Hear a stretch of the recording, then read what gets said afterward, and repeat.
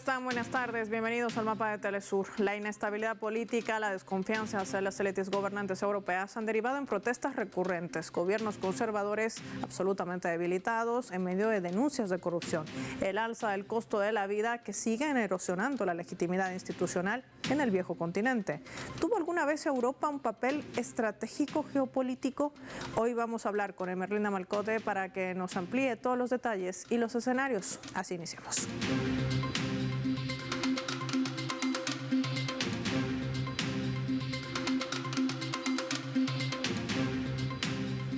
Por esta razón les proponemos desplegar nuestro mapa y revisar algunos datos claves para entender qué está pasando en Europa, un continente rezagado. Vamos a desplazar nuestro mapa mundi, identificar de color amarillo al viejo continente.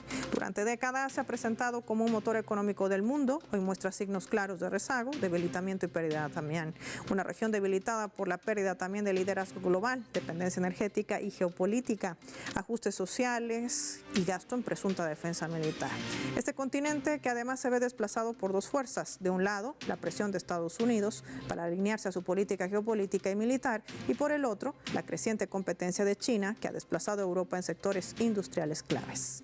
Vamos a ejemplificarlo también de la siguiente manera. Alemania, la locomotora económica del continente, enfrenta estancamiento industrial, cierre de fábricas, despidos masivos y una fuerte crisis energética tras romper sus vínculos con Rusia y por ende la energía que tanto dependían. Hablamos del gas ruso. Francia, por su parte, vive un deterioro fiscal, aumento del desempleo y un profundo desgaste político donde crece el descontento social, especialmente contra las políticas del presidente Emmanuel Macron. Reseñando lo que sucede en España con una inflación, pérdida también del poder adquisitivo, sumado a la precarización laboral, el aumento del costo de vida y protestas sindicales que exigen mejoras sociales. Y si apuntamos a Italia, también registra una carga con una alta deuda, una precarización laboral y pérdida de poder adquisitivo, en un estilo de gobierno que intenta seguir los pasos de Donald Trump en Estados Unidos. El mismo panorama registra Reino Unido, donde la salida del país del bloque europeo, mejor conocida como el Brexit, dejó una economía frágil con una inflación persistente y un gran descontento social. Europa ya no lidera la economía global, lo intenta, pero en realidad lucha por mantenerse en pie. Y si hablamos desde el punto económico específicamente, reflejada en la sociedad, está viviendo una ola de protestas, paros y movilizaciones que recorren el continente. Los gobiernos aplican ajustes, priorizan gasto militar bajo las mismas presiones de Estados Unidos, mientras la población paga el costo de la crisis. Podemos hablar de una Europa en desaceleración económica, quizás con una de las mayores inflaciones y crisis generalizada. De esto y más vamos a hablar con nuestra invitada.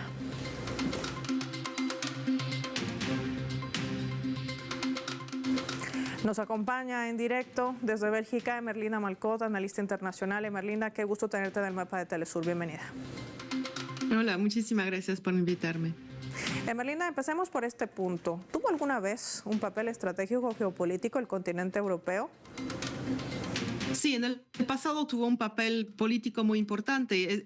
Hay que entender que los países europeos son un conjunto de países imperialistas, Francia, Alemania, Italia, Gran Bretaña, obviamente siendo el gran país imperialista del siglo XIX y del principio del siglo XX.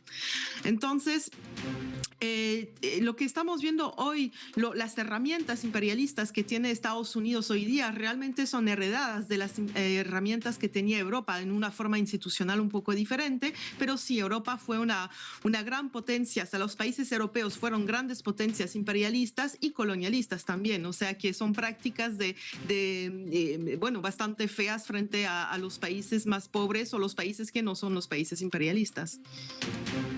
Ahora, formando parte también de esta estructura, hay que entender cómo se manejan estas élites europeas en esta visión política. ¿Hacia qué lado se inclina? Bueno, desde que se acabó la Segunda Guerra Mundial, el hecho es que los países imperialistas de Europa se convirtieron en imperialismos compradores de Estados Unidos, es decir, que emergió un imperialismo dominante que es Estados Unidos y que trabajó a someter los imperialismos europeos a su política exterior. Entonces eso pasó por varios elementos. Uno de esos elementos fueron planes económicos, por ejemplo, el Plan Marshall, pero también hay planes que son son de formación de las élites europeas, por ejemplo, el programa Young Leader, pero también las instituciones un poco más menos conocidas como Bilderberg o la Trilateral, que son espacios donde se encuentran las élites europeas con las élites estadounidenses y donde son seleccionadas por ser obedientes, vamos a decir, a la política exterior de Estados Unidos. Entonces, ahora en los países europeos no vemos a ningún personaje político que nace y que pueda subir las escalas del poder sin ser totalmente alineado como con Estados Unidos. En los años 50, incluso los años 60 en Francia, hemos visto un personaje como Charles de Gaulle que tenía una postura soberana en Europa. Ahora ya eso ya no existe. En los países de Europa Occidental, en Europa del Este es un poco diferente. Ahora, hay un hecho que quizás pasa desapercibida en la memoria histórica, no solamente de los ciudadanos del continente europeo, quizás hasta de los propios medios de comunicación. El 2001, cuando el presidente Vladimir Putin daba un discurso en el Bundestag, en Alemania, un discurso que además no estaba lleno de confrontación, al contrario, les abría una oportunidad para ser socios estratégicos de cooperación. La gran pregunta de Merlinda, con toda esta radiografía, es ¿en qué momento el continente europeo o las élites europeas decidieron que Rusia no era un socio, que Rusia era un potencial enemigo? ¿Qué representa esto? Pues básicamente es la política no de Europa, pero de Alemania, que tiene un papel absolutamente central dentro de Europa. Es la política exterior de Europa frente a Rusia desde finales del siglo XIX. Alemania tiene una política exterior frente al este de Europa que se llama Drang nach Osten, que es decir, el empuje hacia el este, y que sería como una doctrina Monroe de Alemania frente a Europa del Este. Lo considera como su patio trasero y el objetivo de toda esa política es comerse a Rusia. Y lo interesante en esa historia es que siempre la puerta de entrada fue Ucrania. Entonces, Rusia nunca fue considerada como un socio potencial, pero sino como un país que tiene que ser fragmentado, dominado y balcanizado y conquistado, básicamente, o por herramientas, una conquista un poco como en el pasado, o una conquista económica. Lo que le ha pasado a Rusia después de la caída de la Unión Soviética es un buen ejemplo, porque se destruyó el país por los países occidentales. Entonces, eso es un primer elemento de esta política frente a Putin, que es muy importante, es esta política exterior alemán que domina la política exterior de muchos países europeos occidentales. Y el segundo elemento, obviamente, es la política exterior de Estados Unidos, que siempre ha considerado Rusia como un enemigo, y hay esta dominación de la política exterior de Estados Unidos en la política europea. Y ahora hay un tercer elemento también que ha dictado toda la política de Estados Unidos frente a los países europeos desde el salir de la Segunda Guerra Mundial, era cortar Europa del Este con Europa del Oeste. Era imposible que haya esta alianza. Te voy a dar un ejemplo. El plan Marshall, cuando se impuso en Europa, que no fue un plan de ayuda, de hecho, porque Estados Unidos hacía préstamos a Europa y en cambio Europa compraba lo que se tenía que comprar únicamente a Estados Unidos. Entonces, Europa, que tenía acceso a carbón de muy buena calidad y de bajo precio en los años 40 y 50, lo dejó de comprarlo a Europa del Este y lo compró a Estados Unidos. Entonces, es exactamente la misma cosa que estamos viendo hoy día con el gas. Con el gas, con el petróleo, con todo lo que intenta saquear Estados Unidos y que forma parte de esta tan denominada coalición internacional con la que arrastra a las sociedades europeas a guerras eternas. Me gustaría profundizar este análisis al regreso de la pausa de Merlinda, no sin antes revisar nuestra escala.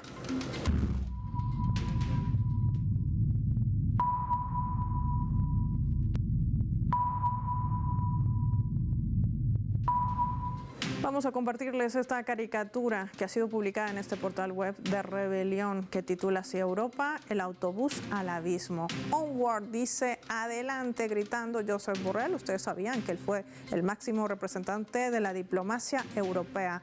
Hoy en su lugar, Kaja Kallas, pero sin embargo también vemos a von der Leyen, que dice hate Rusia, guerra con Rusia, y todos a bordo de este autobús que cae al abismo. Así es la élite europea Europea. Así se ha desindustrializado ese continente por serle sumisa también a los intereses geopolíticos de Estados Unidos. ¿Qué representan estos pasos para el futuro de este continente? Lo vamos a analizar al volver.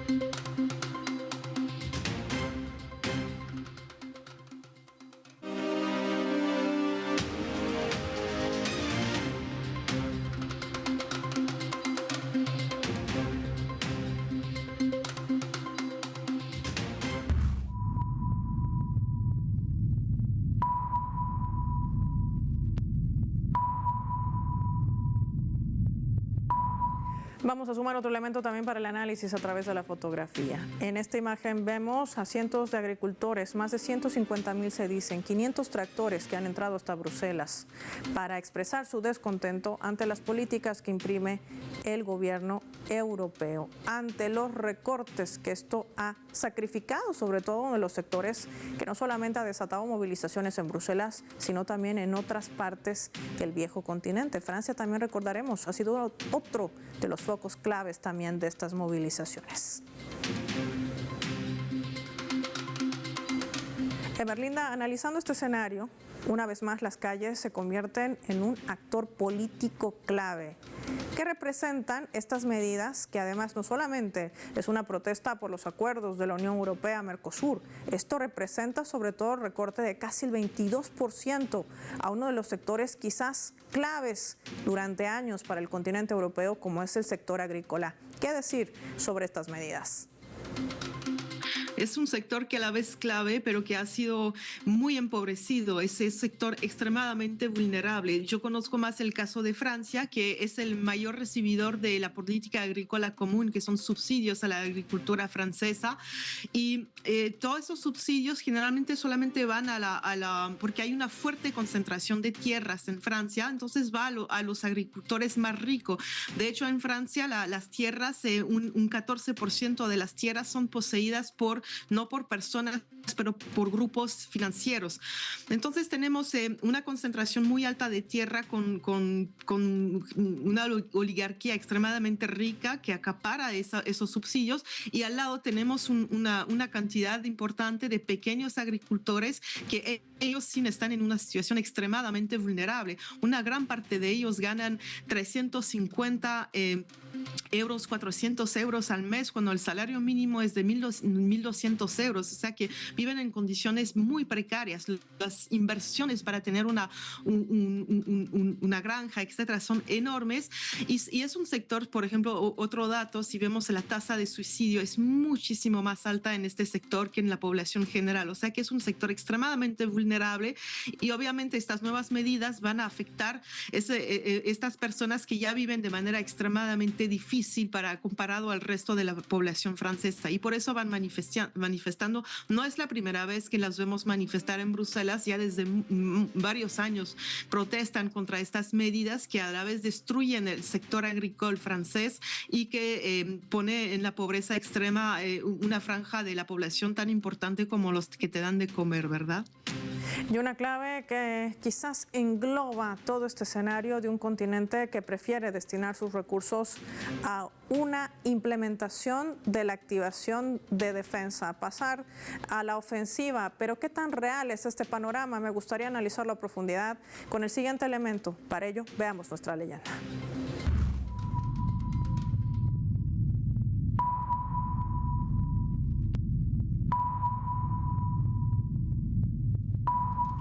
En una reciente declaración, el presidente de Rusia, Vladimir Putin, respondía así a las pretensiones del continente europeo. Si la parte contraria, sus patrocinadores extranjeros, se niegan a entablar conversaciones de fondo, Rusia logrará la liberación de sus tierras históricas por medios militares.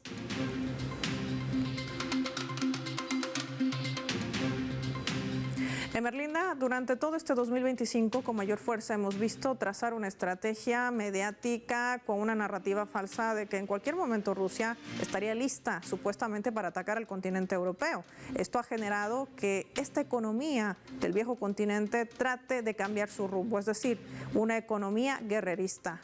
¿Qué representa esto para el futuro, sobre todo tomando en cuenta si aún mantiene estas élites europeas en el poder? Bueno, primero sobre la narrativa de que Rusia va a invadir a Europa Occidental. Obviamente es totalmente falsa. Si vemos la expansión de la OTAN, que se ha expandido muchísimo desde que se acaba la Unión Soviética, pero también otros elementos. Tú estabas hablando del discurso de Putin en 2001 en el Bundestag. También hay otro discurso muy importante de Putin en 2007 en la Conferencia de Seguridad de Múnich, donde él dice dos cosas muy importantes. No podemos aguantar más que la OTAN se vaya comiendo más y más países, y además se ha abandonado todo el cuadro normativo de seguridad europeo. Se están poniendo misiles muy cerca de Rusia, etcétera, etcétera. Y Estados Unidos ha salido de muchos tratados que garantizaban la seguridad tanto a nivel mundial como a nivel europeo. Entonces, lo que quiere Rusia, y por eso dicen en la citación que dijiste justo antes, lo que quiere Rusia es garantizar su seguridad en el territorio europeo. Es extremadamente importante. Es lo que ha llevado a Putin a proponer, a dar la mano a los países europeos diciendo construimos juntos esta seguridad europea, porque en caso de una guerra el terreno será Europa, no será Estados Unidos. Estados Unidos es muy belicista en contra de Rusia, pero se va a pelear en el terreno europeo. Entonces Putin dio la mano a los países europeos diciendo hagamos algo junto para impedir que esto pase. Los países europeos nunca escucharon y empezaron con esta narrativa de que Rusia tiene una visión expansionista dentro de Europa, que es absolutamente falsa. Rusia fue agredida por los países europeos, por Alemania en primera parte, pero por Napoleón, Francia en 1900, en la guerra civil después de la revolución bolchevique, hubo muchísimas agresiones de Inglaterra, Francia, Alemania, todos los países europeos estaban ahí peleando en contra de Rusia, la joven Unión Soviética que estaban haciendo ahí. Entonces, Putin quiere garantizar su seguridad, se da cuenta que los países europeos, la élite que está ahorita en los gobiernos de Europa Occidental es incapaz de pensar junto con Rusia, de sentarse en la mesa, de dialogar con Rusia. Entonces, Putin entiende que solamente podrá lograr sus objetivos, que son únicamente de seguridad, con la operación especial, y es decir, controlar una región donde va a tener la garantía que aquí no se va a expandir la OTAN y que tampoco se van a expandir misiles antibalísticos, etcétera, que ponen Estados Unidos a sus fronteras. Entonces, es una postura muy lamentable. Además que no veo cómo Rusia, los países europeos pueden ganar en este escenario siendo a la vez desindustrializado y también perdiendo muchísimo potencia económica. Ya Europa no es nada a nivel económico. Para darles solamente un ejemplo sobre la industria del armamento en Alemania, emplea menos personas que la industria del juguete en Alemania. A este nivel ha caído la industria europea. Ahora, esto forma parte también de esta medida, de esta imposición que además está arrastrando a todo un continente quizás a la deriva total, porque siguen apoyando inclusive genocidios como el que se siguen cometiendo contra la población civil en Gaza. En su mayoría de las víctimas estamos hablando de niños. ¿En qué momento crees tú que pueda cambiar esta política o es una política de no retorno?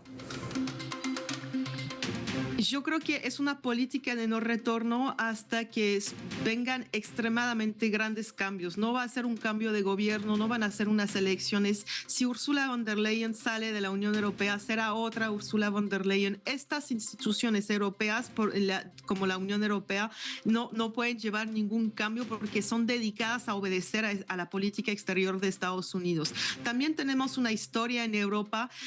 Somos los inventores del genocidio, del colonialismo, colonialismo, de cosas muy feas del imperialismo. Todo eso nació en Europa. Entonces, tenemos a la vez que sacar las instituciones europeas para tener otra política, pero también hacer una gran análisis de quiénes somos los países europeos para poder proponer una política que no sea una política imperialista. Yo creo que se nos va a imponer del exterior porque estamos perdiendo mucho poder económico, político, etcétera, pero va a ser un caos hasta que nosotros los europeos, los pueblos europeos, pensamos cómo podemos desarrollar nuestros países sin ser rapaces contra los otros países y cómo podemos desarrollarnos en amistad con nuestros vecinos primero, pero con todos los otros pueblos del mundo. Pero esos son cambios casi revolucionarios.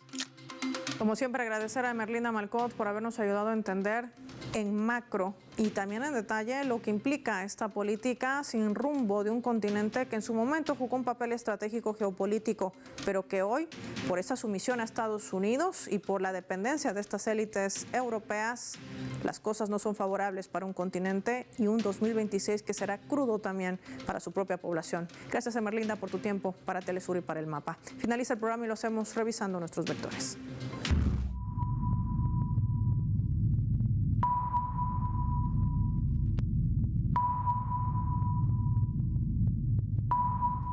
Nuestro radar en El Mapa hoy nos refleja las tres claves sobre este tema. Europa en el olvido. Hablemos de la oportunidad perdida. El año 2001, como ejemplo, fue precisamente una ventana. Una Europa que no logró ultimar su estrategia, que hoy hacen dudar que realmente la tenían. Durante ese periodo se produjo un acontecimiento simbólico. Ese 2001, el presidente ruso Vladimir Putin habló en el Bundestag alemán. Un discurso que hoy parece casi surrealista. No fue hostil, ni amenazador, ni delimitador. Fue una oferta de cooperación tanto económica como en materia de política de seguridad. Hoy puede considerarse una oportunidad no aprovechada en una Europa que va a la recesión. 2. Protestas. Los gobiernos de derecha que aplican políticas de ajuste, debilitamiento de derechos laborales y una creciente distancia entre el discurso oficial y la realidad cotidiana de la clase trabajadora. Hablamos de jóvenes y de sectores productivos. Las casi recurrentes movilizaciones en ese continente es una muestra del descontento social, que no es un fenómeno aislado ni exclusivo de un solo país. Lo que ocurre en Portugal, en Bulgaria, en Italia, en Bruselas, en Francia, en Grecia, es una señal clara que las élites enfrentan límites sociales y la calle vuelve a convertirse en un actor político central. 3. Guerra. Ya esto se suma a la deriva a la que han llevado las élites europeas, sumisas a los intereses de Estados Unidos, arrastrando a sus propias poblaciones a guerras eternas bajo las denominadas coaliciones internacionales para seguir saqueando los recursos estratégicos y hacerse inclusive de territorio. Al final, solamente los pueblos terminan pagando los costes de esas guerras con precariedad y hasta con la propia vida. Estados Unidos seguirá robando petróleo y quizás también gas para venderles a los propios europeos más caro. Sus supuestos aliados, así como hace con las armas con las que sigue asesinando Benjamín Netanyahu a civiles, en su mayoría niños en Gaza. Soy Paola Pérez y nos vemos en otra edición del Mapa.